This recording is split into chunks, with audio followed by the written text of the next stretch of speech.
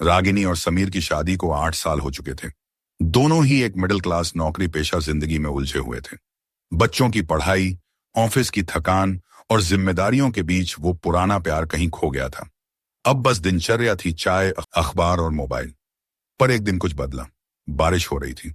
समीर ने ऑफिस से छुट्टी ली और रागिनी के पास आकर चुपचाप उसके बालों में हाथ फिराते हुए कहा, चलो आज कहीं भीगने चलें, बस तुम और मैं।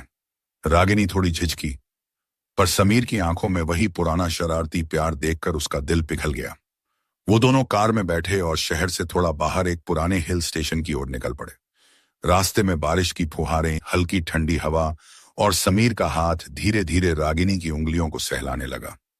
रागिनी की साड़ी भीगने लगी और उसका जिस्म ठंडी हवा से सिहर उठा।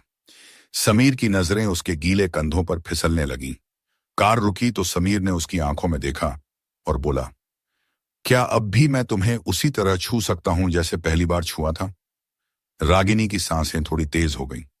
दोनों एक पुराने से होटल में रुके जो कभी उनका हनीमून डेस्टिनेशन था। कमरा वही था, दीवारों पर वही पेंटिंग्स, वही खिड़की जिससे कभी उन्होंने पहली बार 7 सूरज को उगते देखा था। रागिनी ने अपना पल्लू धीरे धीरे हटाया और समीर के करीब आकर उसके सीने पर हाथ रखा। आज मुझे फिर से अपनी बना लो, पूरी तरह, उसने धीमे से कहा।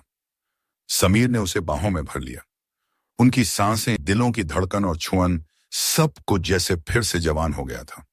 रागिनी की साड़ी नीचे फिसलती चली गई और समीर की उंगलियां उसके तन की गर्माहट को फिर से महसूस करने लगी। उस रात पहली बार ऐसा लगा जैसे दोनों फिर से एक दूसरे में खो गए हों। न कोई जिम्मेदारी थी, न कोई फोन कॉल, बस उनका जिस्म, उनका प्यार और वो अधूरी चाहतें जो अब पूरी हो रही थी। रात भर समीर ने रागिनी को नए अंदाज में छुआ, चूमा और गले से लगाया। रागिनी भी पूरी तरह समर्पित थी अपने पति की बाहों में, फिर से एक नई दुल्हन की तरह। सुबह की हल्की धूप कमरे में आई तो रागिनी समीर के सीने पर सर रखे सो रही थी। समीर उसके बालों में उंगलियां फेरते हुए बस उसे देख रहा था। शुक्रिया समीर, समीर ने कहा। किसके लिए? रागिनी ने आंखें मिचमिचाकर पूछा। मुझे फिर से महसूस कराने के लिए कि हम अब भी एक दूसरे के हैं। रागिनी मुस्कुराई। हम हमेशा थे, बस वक्त के धूल ने हमें ढंक लिया था। अब वो धूल हट चुकी है। अगली सुबह समीर जल्दी उठा। रागिनी अब भी उसकी बाहों में थी। उसके बाल बिखरे हुए, चेहरा शांत और होठों पर एक संतुष्टि भरी मुस्कान थी। समीर को देख लगा जैसे वो फिर से कॉलेज के दिनों में लौट आया हो, जब कहे भी रागिनी उसकी हर बात समझ जाती थी। वो चुपचाप उठा, होटल के स्टाफ से गर्म कॉफी और ब्रेकफास्ट मंगवाया। जब ट्रे लेकर लौटा तो रागिनी नींद में आंखें मल रही थी। इतनी जल्दी उठ गए? उसने धीरे से पूछा। तुम्हें देखना था, यूं ही बिना बोले, मेरी सबसे प्यारी आदत। रागिनी शर्मा गई। खिड़की के पास बैठकर दोनों ने कॉफी पी। समीर की उंगलियां अभी रागिनी की हथेली पर रेखाएं बना रही थीं। अचानक रागिनी ने उसका हाथ अपने सीने की ओर खींच लिया। समीर थोड़ा चौंका। आज बोलने का मन नहीं कर रहा, सिर्फ महसूस करने का मन है, रागिनी ने फुसफुसाते हुए कहा। समीर ने बिना कुछ कहे उसे अपनी गोद में खींच लिया। उसकी कमर के चारों ओर बाहें कस गईं। रागिनी की साड़ी फिर ढीली होने लगी और समीर के होंठ उसकी गर्दन पर उतरने लगे। कमरे में फिर से वो पुरानी सुगंध लौट आई, एक औरत के भीतर की प्यास और एक मर्द की गहराई तक समर्पित चाहत। शाम को रागिनी ने प्रस्ताव दिया, आज कुछ अलग करें? होटल के बाथरूम में बड़ा सा बाथटब था। उसमें गर्म पानी भरकर रागिनी उसमें धीरे धीरे उतर गई। उसकी भीगी त्वचा पर गुलाब और चंदन के एसेंशियल ऑयल की महक थी। समीर भी धीरे से उसमें आया। बाथटब की गर्माहट और उनके तन की ठंडक ने कुछ ऐसा माहौल बनाया कि दोनों एक दूसरे को छूते, सहलाते और चूमते रहे घंटों।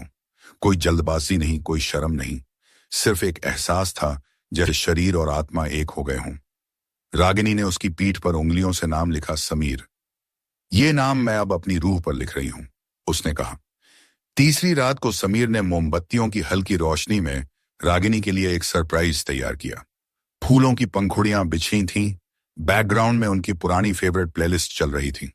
रागिनी साड़ी में लिपटी धीरे धीरे कमरे में आई तो समीर मंत्रमुग्ध सा बस देखता रहा। आज तुम्हें सिर्फ देखना है, मुझे महसूस करना है, रागिनी ने उसकी आंखों में झांकते हुए कहा। उसने समीर को बिस्तर पर लिटाया और पहली बार वो पहल की जो आमतौर पर समीर करता था। उसकी नर्म अंगुलियां समीर की गर्दन, छाती और पेट पर उतरती गईं।